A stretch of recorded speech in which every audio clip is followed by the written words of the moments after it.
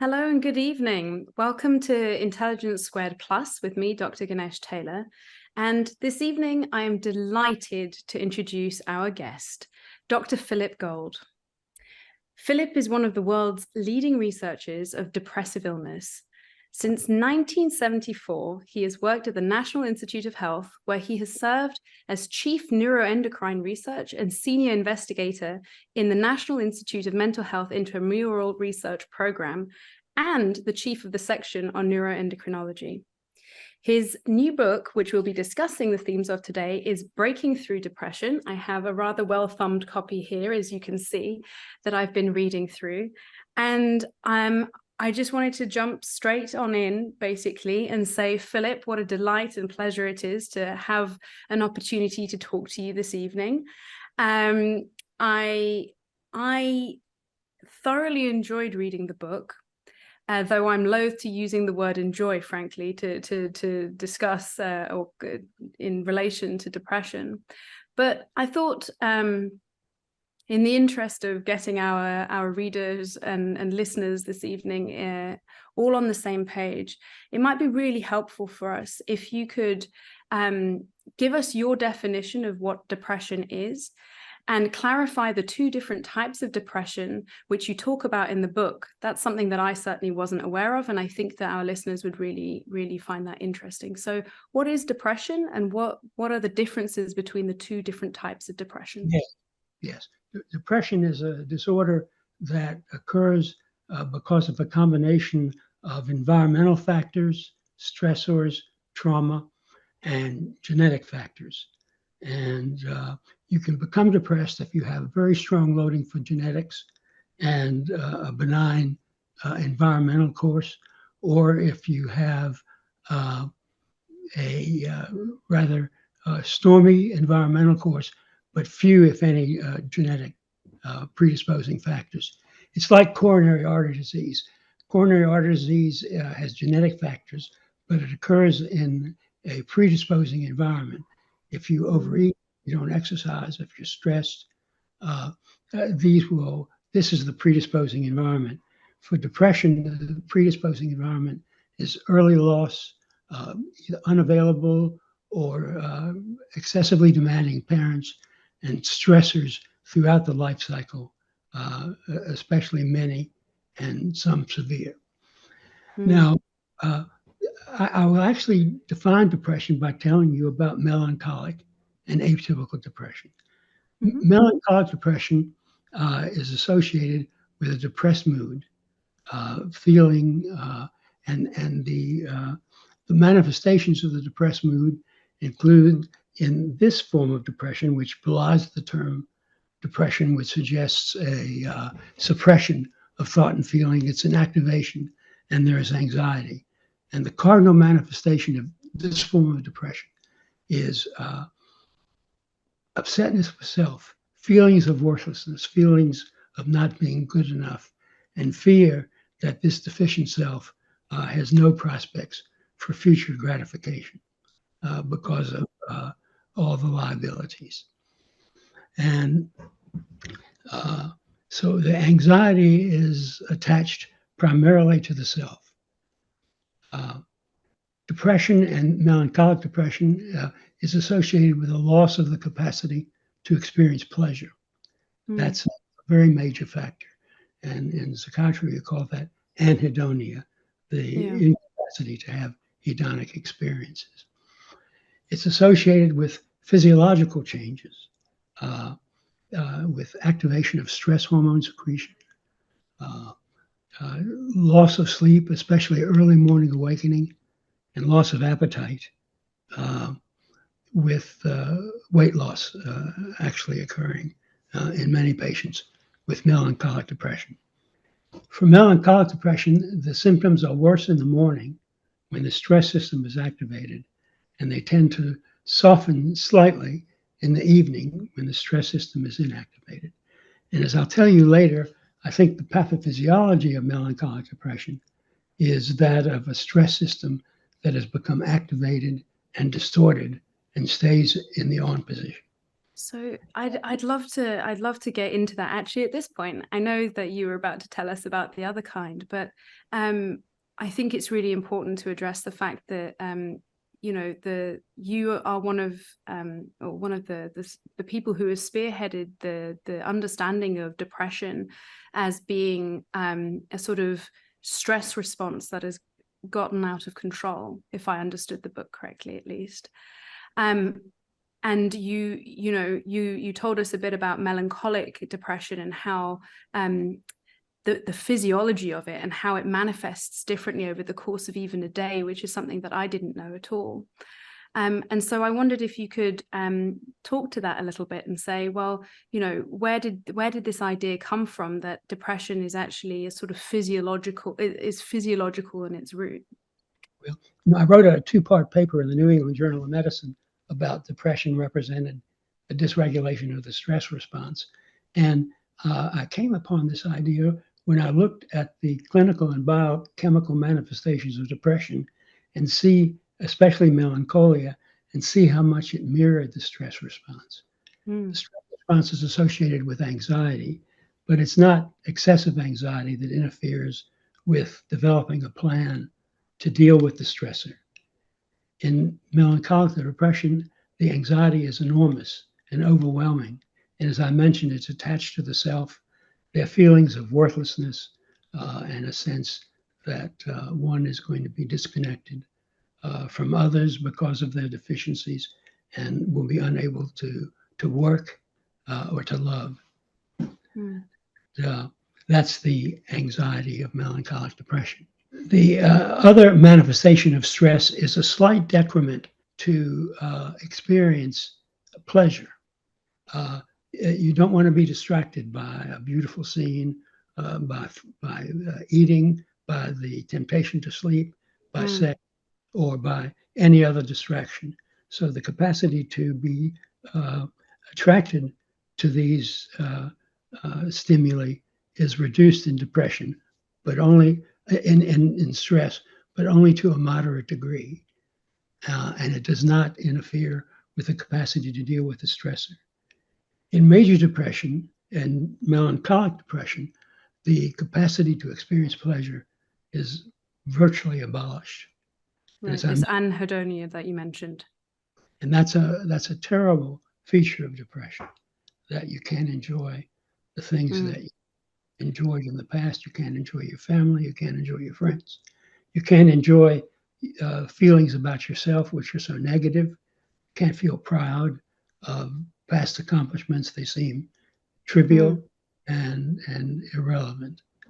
So that's a second correspondence between the stress response, but showing how much more severely affected this parameter is during melancholic depression.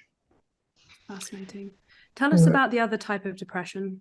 The other type of depression is atypical depression. And it seems like, and so by the way, this form of depression, melancholic depression, seems like an activation of the stress response, as I mentioned, but it's being distorted and markedly accentuated. Atypical depression seems like the antithesis of melancholic depression. It is not associated with anxiety, but rather a sense of not being connected to self and to the outside world, to one's memories. Melancholics are bombarded by negatively charged emotional memories of loss and failure, and patients with atypical depression are not. They sleep too much, they eat too much, they have daytime fatigue, and in contrast to melancholic depression, the symptoms are worse in the evening when the stress response is down, because atypical depression represents an inactivation of the stress response, a state of distance from one's upsetness and anxiety and many external stimuli.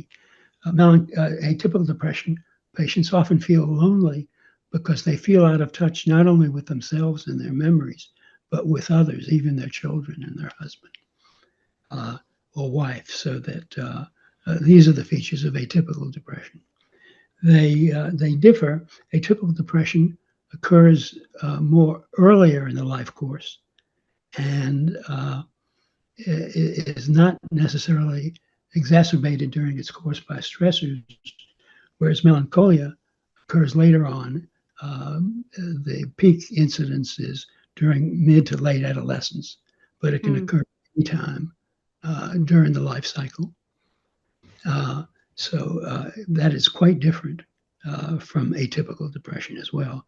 One other thing about atypical depression, there is some suggestion that patients with atypical depression have a greater incidence of early life trauma like sexual abuse or other forms of abuse compared to non-depressed patients, but this is not true of melancholia.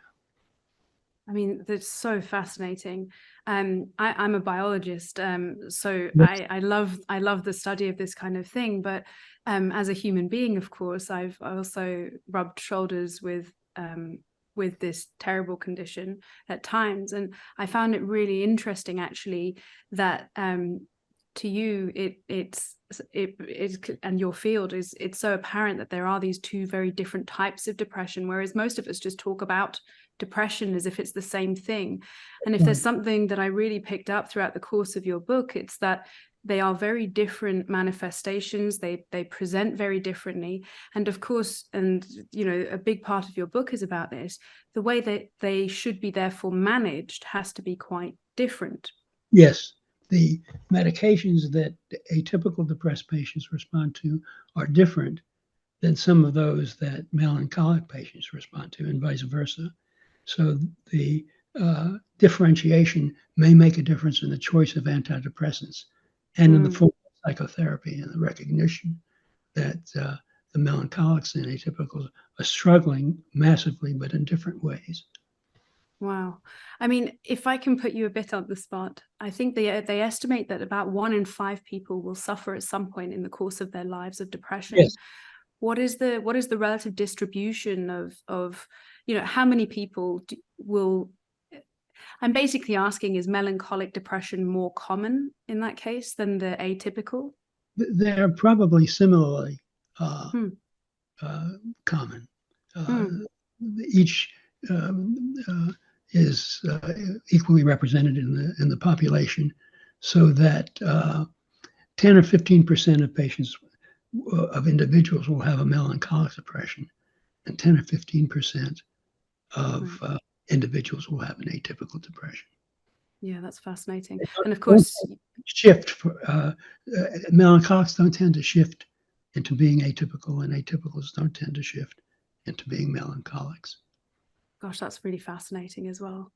And of course, you already mentioned the fact that the atypical depression tends to happen in people who are somewhat younger and have typically been through trauma, which is something that you talk about in the book as well, about how the sort of life stories of different people can really influence what type of depression they end up with, and therefore the kind of treatment that they need, of course.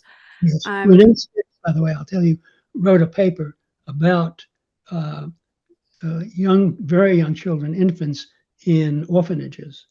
And he found that while in the first month or 2 or 3, they cried when they were not attended to, or when they were angry, or when something went wrong or frightened them. But as time progressed, they stopped responding to other people. They stopped crying when they were hungry or upset.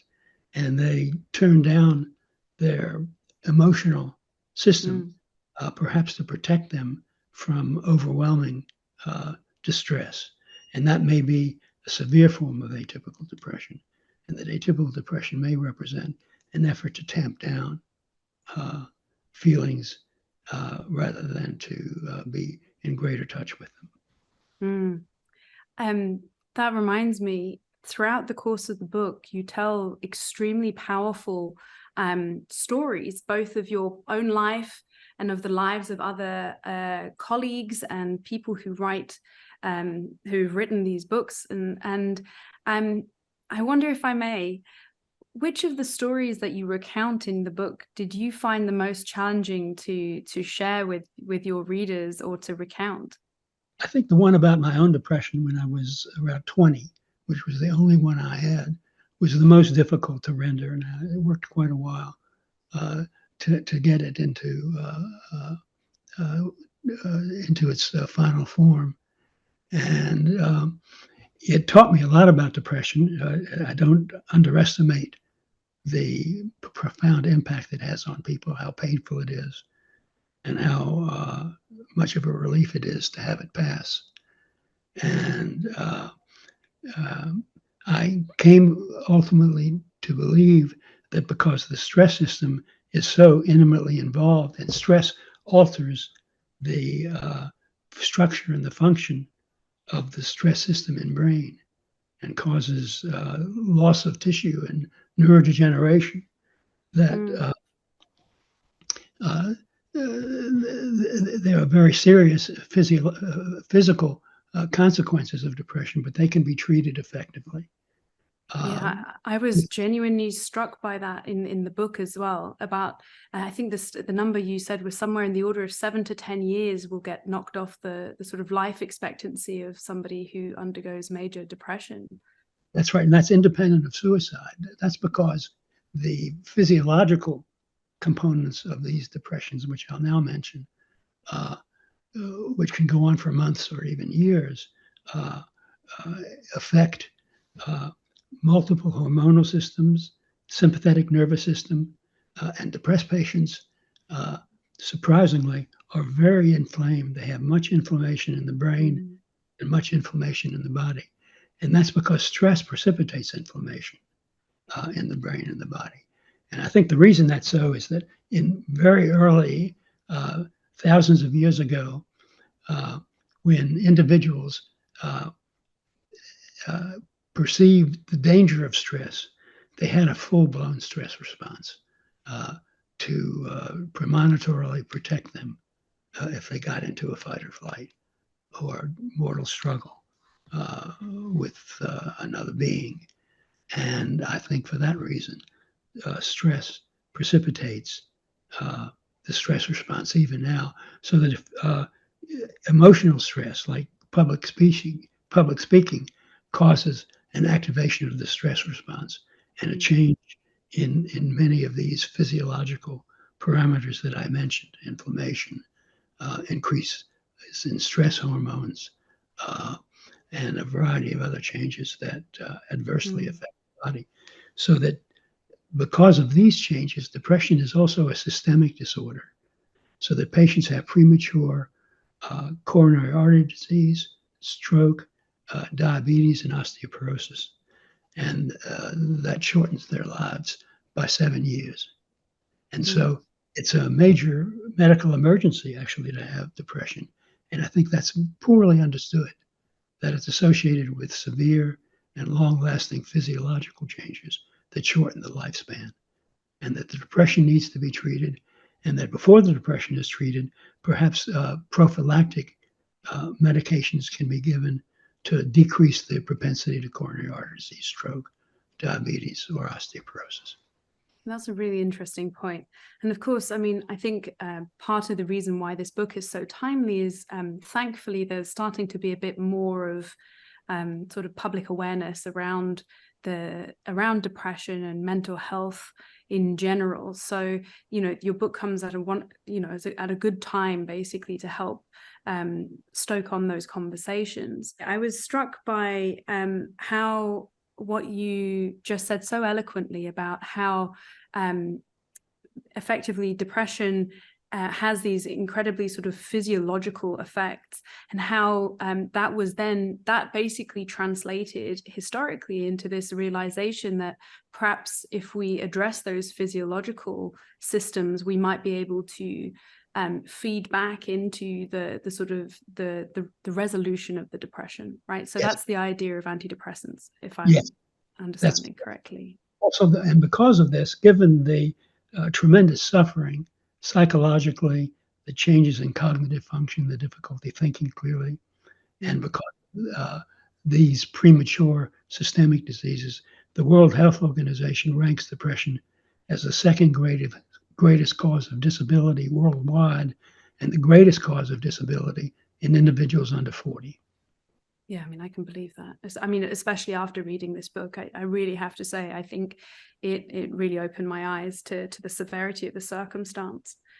But it also leads me to asking you. So obviously, a substantial amount of what you wrote about is to make some assumptions about your readership and maybe share too much about myself. But if you pick up a book about depression, inevitably, of course, some of us are slightly interested in the intellectual pursuit of understanding what it is. And but I suspect most of us want to know how to help, right? Either help ourselves or help those around us who might be undergoing depression.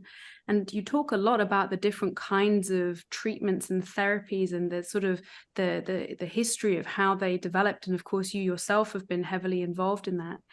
Could you give me or us who are listening to this a real sense of what happened in that case where you told us the first time you used SSRIs on a patient and over the course of a few weeks saw their condition improve? I mean, what was that like to see? I was astonished and elated to see it. I'd actually trained in a psychoanalytically oriented psychiatric training program and never used medications until I got to the NIH. So this was the first time I saw a patient snap out of a depression almost in a moment after 3 weeks on an antidepressant. And I thought it was extraordinary. And I regretted the fact that we didn't use medication during my residency. Yeah. Yeah. I mean, I could only imagine. I mean, especially after hearing about how depression had previously been treated and how, the history of these very difficult circumstances that patients would find themselves under. It really struck me reading it. But also, having hope in these circumstances is really critical, right? So Yes. I have to say, I was struck by the fact that by the end of the book, I was thinking, well, okay, so I've learned that depression comes in two different forms, this sort of melancholic kind and this atypical kind, and that the way they manifest in terms of literal times of day is very different. But it seems that in explaining all these differences, you also present all the different possible handles that we could use to try and improve a patient's condition. So, for example, you talk about how sleep cycles can really improve, or refining a patient's sleep cycles can really improve their outcome, right? That's correct. Especially melancholia, who lose sleep, if you help treat their sleeplessness, that begins to ameliorate the intensity of the depression. I mean, And that's amazing, isn't it? yes, and if patients have bipolar disorder and they're depressed, if you sleep deprive them, they switch into mania. So they need to get good sleep as well, or they will be beset by manic symptoms. I mean, you say it so calmly and coolly. To me, I was genuinely like a mixture of intellectually awed, but also genuinely filled with a sense of hope. I mean, don't get me wrong, I understand that sleep is not easy to come by, but what a wonderful set of possible therapies you place in front of us. There was sleep, there was the effect of hormones, there was different kinds of chemicals as well, right? You talked a lot about lithium. I believe there was a chapter on that. Yes.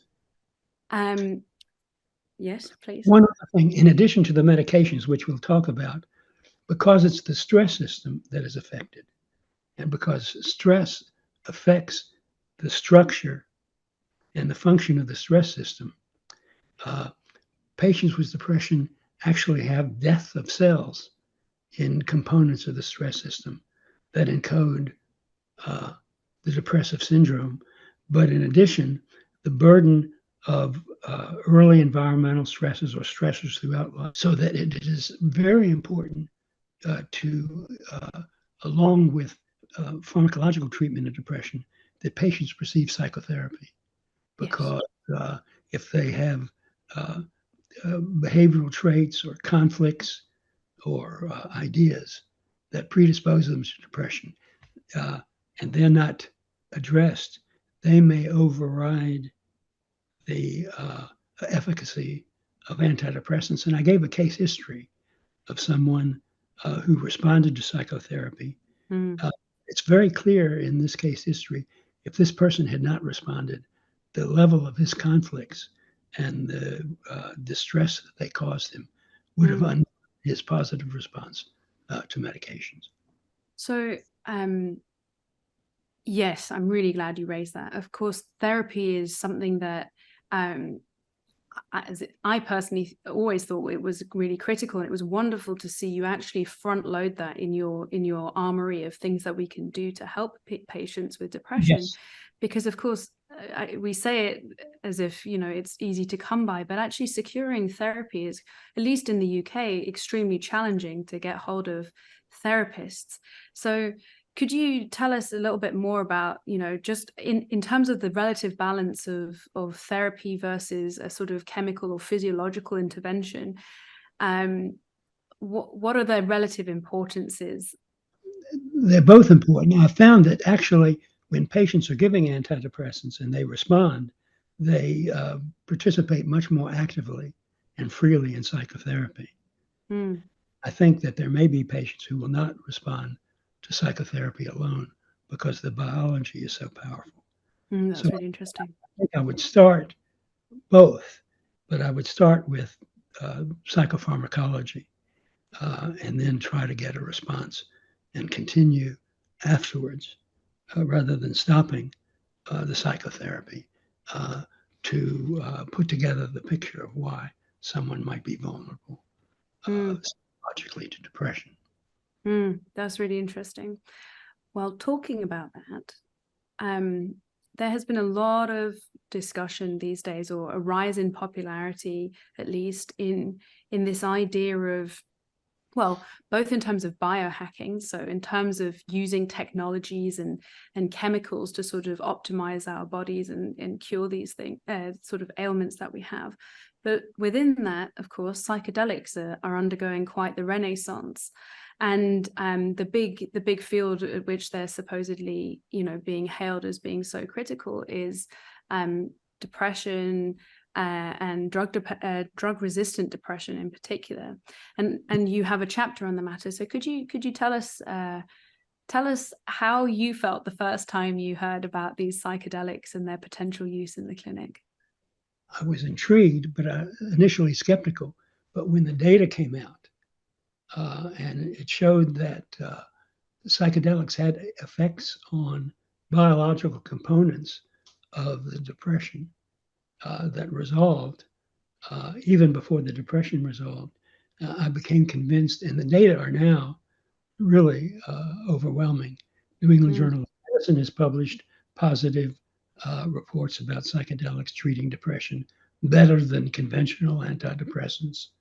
I think they're remarkable, and I think they will become very, very important in the treatment of depression.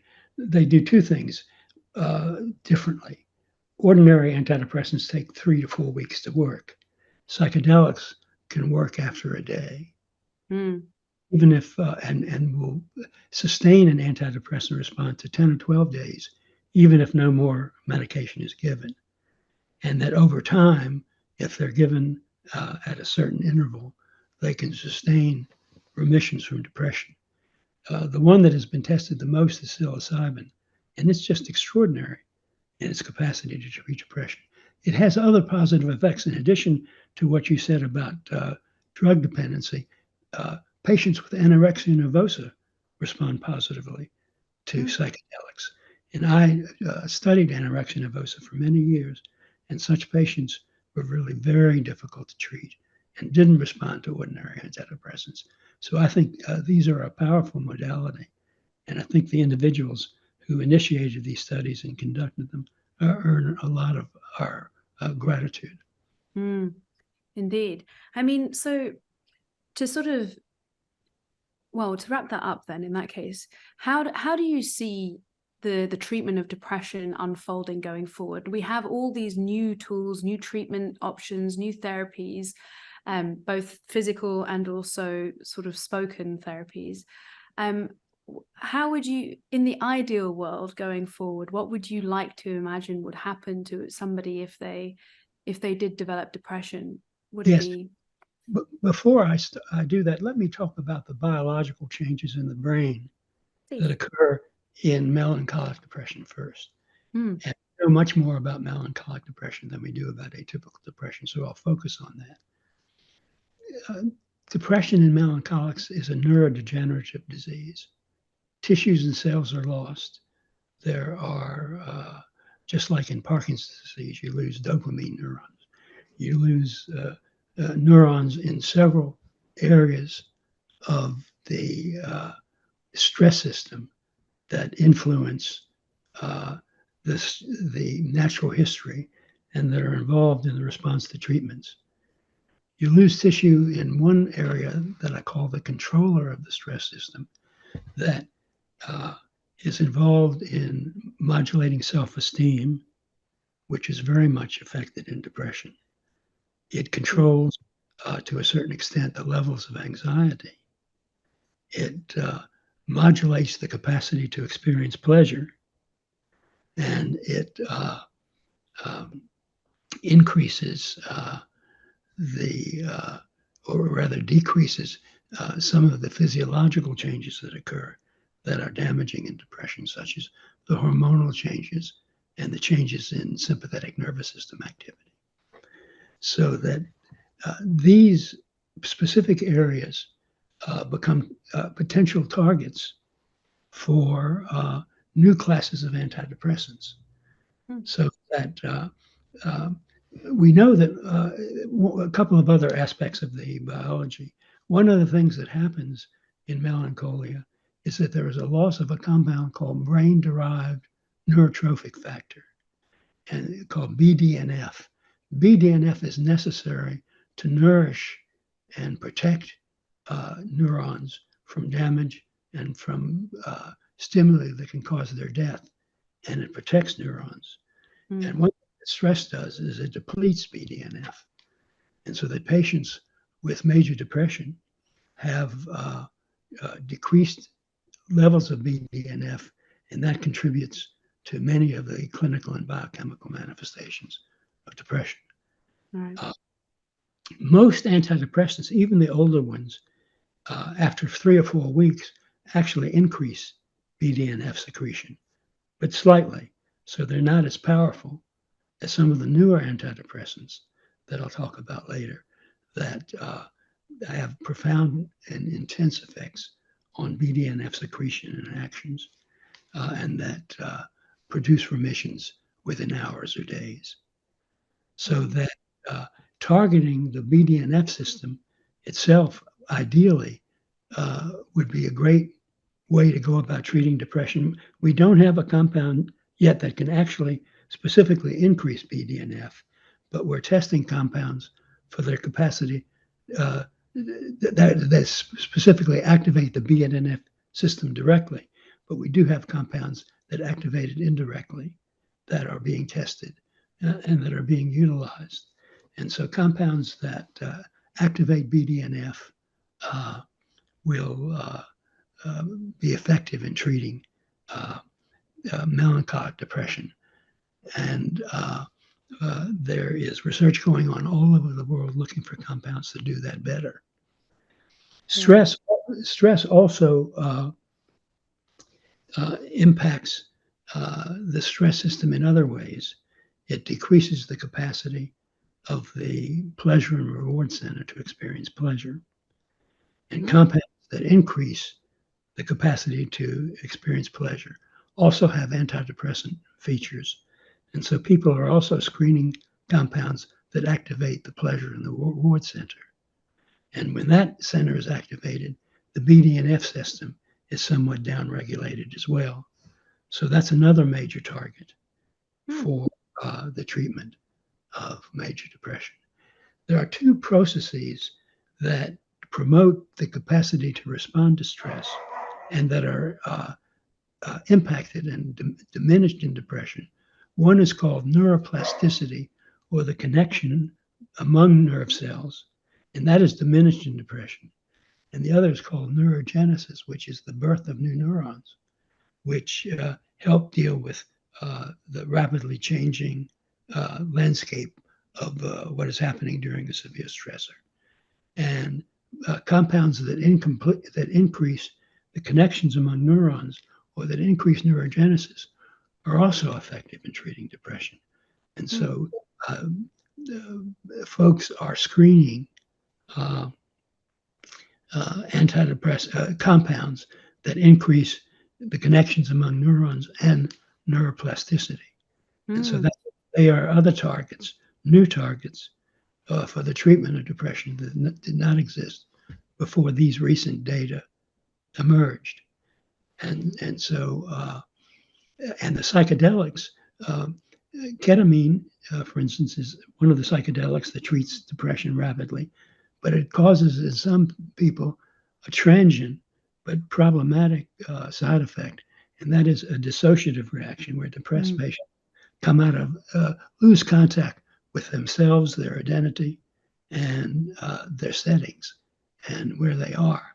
And that is very distressing and needs a psychiatrist present there when that happens. And so the use of ketamine has to occur in the context of doses being given in the presence of a psychiatrist for 2 to 3 or 4 hours. And that's a problem. And people are developing new psychedelic compounds that don't cause dissociation. That will be more flexible in the treatment of major depression. Also looking at compounds, all psychedelic compounds activate something called the serotonin 2 receptor. If you give psilocybin or ketamine and you block the serotonin 2 receptor, you don't get the psychedelic impact of these agents. And folks are now looking at developing serotonin 2 stimulators that don't precipitate the psychedelic experiences. So that might be simpler. Although some of us, and I myself, believe that the psychedelic experience itself, which puts people in touch with the capacity to feel connected to all of mankind, to be more connected to the people that they love, to get more out of psychotherapy, and to feel more and to see more in the environment, that these may also be helpful in the treatment of depression, so that the psychedelic compounds that produce these effects may ultimately be more effective than serotonin 2 receptor stimulators serotonin 2 stimulators that don't produce the psychedelic effect. That's fascinating. I mean, you did address my question beautifully there, Philip. You basically said, yes, we have all these new approaches and technologies and they're wonderful, but our work isn't done yet. So I guess that's a good note for us to sort of start wrapping up the formal part of our conversation. Yes. The last thing I wanted to say was, what would your parting shot to one of your readers who's listening to this conversation be? What is your hope for those of us who've read your book? One thing, especially for people who have depression or who know people who are depressed or who have family members who are depressed, depression is fundamentally a biological disorder that is also promoted by adverse experiences. But the depression is not an illness that occurs to people because they're weak or inadequate or unable to deal with the demands and stresses of life. And that, as a matter of fact, I feel that people who bear the enormous distress of depression are very strong, that they can bear terrible distress about themselves, inability to experience pleasure, loss of hope in the future, and still keep going, hoping that the depressions will resolve. And so I have a lot of respect for people who bear depression. And I think people who have depression and who respond emerge stronger. They develop means of coping with the depression while they're depressed that persist after they recover, that may help them cope with the ordinary stresses and strains of life. What a wonderfully inspiring and humane point to end on. Thank you so much for Yes. talking to me, Philip. Our audience have been sending in questions while we've been talking. And so for the last sort of 5 to 10 minutes, I am going to ask you some of their questions or pass them on to you, and you can address them. Right, with no further ado, I will turn to the first question. So Sarah asks, do you think that CBT, so cognitive behavioral therapy, is effective on its own, or do you think it needs to be paired with medication? I think that for mild depressions, it might be effective on its own, but in almost all cases, it needs to be paired with medications. And I think people respond better to CBT as well as to insight-oriented psychotherapy when they respond to the antidepressant. Yes, I think you mentioned something about that in our conversation as well. We have another question specifically now asking, of course, I note that you're based in the US, and this question clearly is coming from the United Kingdom. We call them GPs, the average doctor that you'll go to talk to get triage before you engage with the full medical system. I'm not sure what you call them, general practitioners. Yes. Excellent, right. So the question asks, do you think general practitioners actually understand illnesses like depression or anorexia? Some do and some don't, I think. The many who do, I think, understand it very well and can probably undertake treatment initially before referring to a psychiatrist. Although in many cases, referring to someone who's an expert psychopharmacologist and psychotherapist might be necessary to treat many depressions.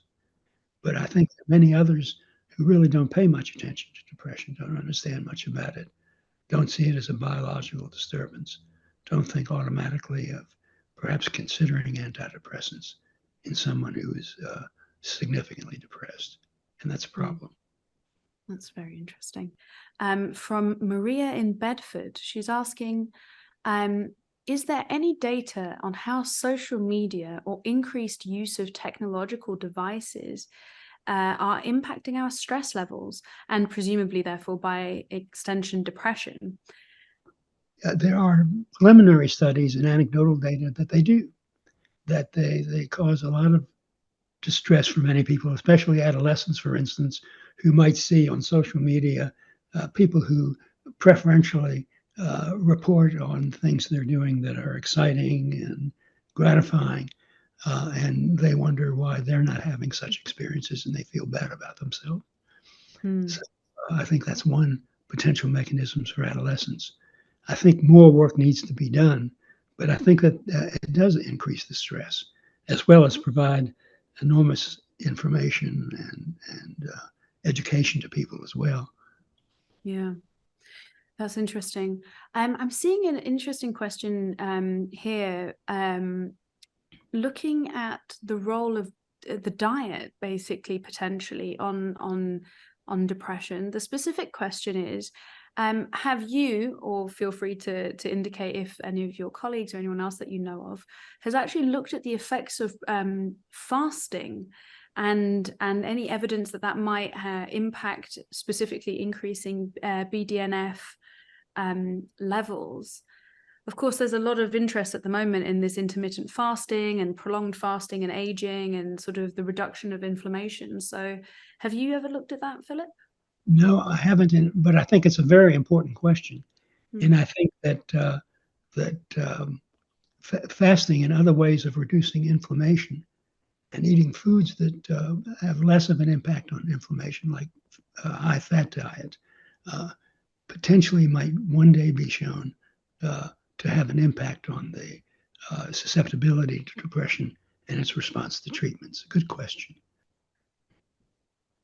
So let's sort of end on this question, which I'm going to use to sort of paraphrase a number of questions that I'm seeing here. I guess one of the big questions that people have about depression, both for themselves but also for their loved ones, is it ever possible to be completely cured of depression? Is depression something that can be cured, or is depression something that is managed well or managed poorly?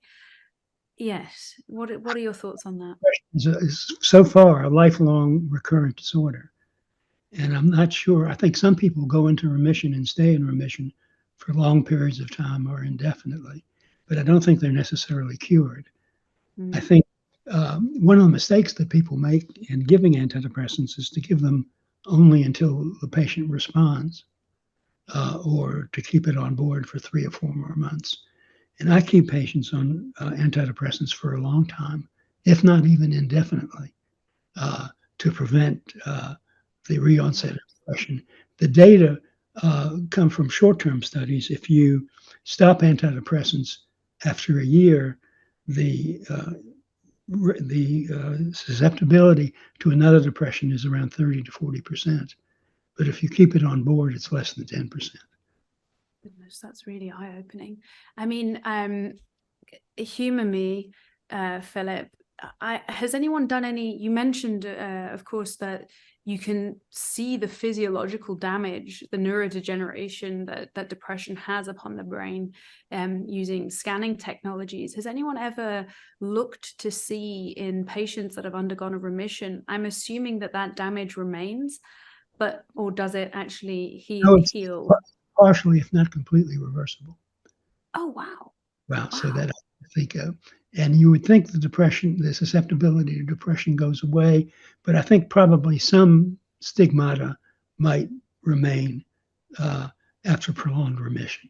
Antidepressants do help replete some of the lost tissue, not entirely, but ameliorate it very significantly. Good question. Do you think that genetics is a part of that? Yes, I think genetic predisposition makes a difference, and if that persists and its impact is not managed by antidepressants, then perhaps the anatomic changes may continue or progress, and depressions may be recurrent. Fascinating. Okay, I think we have time for one more question. Yes. This one actually pertains to obsessive compulsive disorder, which I'm not sure that you mention explicitly in the book, but the question is it also a biological disturbance regarding sort of stress levels and anxiety as it is with depression? So broadly speaking, might they be related? They're related. They have some overlapping biochemical features. Obsessive compulsive disorder is clearly biological. There's no question about it. People have identified areas in the brain that are affected and processes that are effective in terms of information processing, letting thoughts go, flexibility of thinking and feeling. And there is a full neurobiology that is impacting on that. And there are some very effective treatments for obsessive compulsive disorder. SSRIs are effective. And there is one that people don't use very much. It's a little tricky, but it really works in many people who have resistant obsessive compulsive disorder, called clomipramine, which is a very good treatment for obsessive compulsive disorder. But people who have it have a biological disorder, need to be treated, and need medication. Fascinating stuff. I mean, I could keep talking to you for hours, Philip, and I'm sure people listening would be in for the ride on that front. But I'm going to have to thank you for this fascinating conversation. The book is, again, just for those of you who haven't bought it yet necessarily, is Breaking Through Depression. It is available from any of your local bookstores. I've been Ganesh Taylor, and you've been watching or listening to Intelligence Squared. Thank you so much for your time, Dr. Philip Gold. My pleasure. Thank you for wonderful questions. Thank you.